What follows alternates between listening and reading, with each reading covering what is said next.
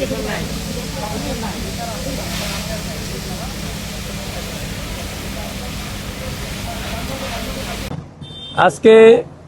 ভোর 4:10 আমরা মেসেজ পাই যে ইপিজেডের ভিতরে একটা গোডাউনের মধ্যে আগুন লেগেছে।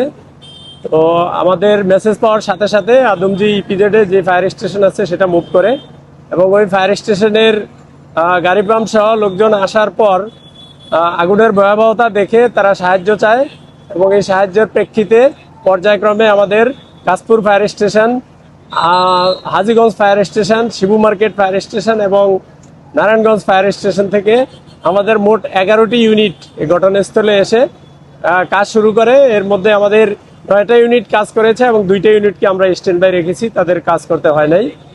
আর আগুনের বর্তমান যে অবস্থা সেটা হলো, আগুনকে আমরা নিয়ন্ত্রণে দিয়েছি 7:10 সময়। তো ভিতরে প্রচুর ফায়ার লোড আছে, প্রচুর পরিমাণ কাপড়, এটা কাপড়ের গোডাউন। যেহেতু অনেক বেশি কাপড় এবং এটা একটা শেড ভবন ছিল, শেড ভেঙে পড়েছে। তো সেই শেডের নিচে সকল কাপড়ের যে রোল বড় বড় সেগুলো আছে এবং সেগুলিতেই আগুন জ্বলছে। তো আমরা আগুন নিয়ন্ত্রণে দিয়েছি, আগুন আর বাড়ার সম্ভাবনা নেই।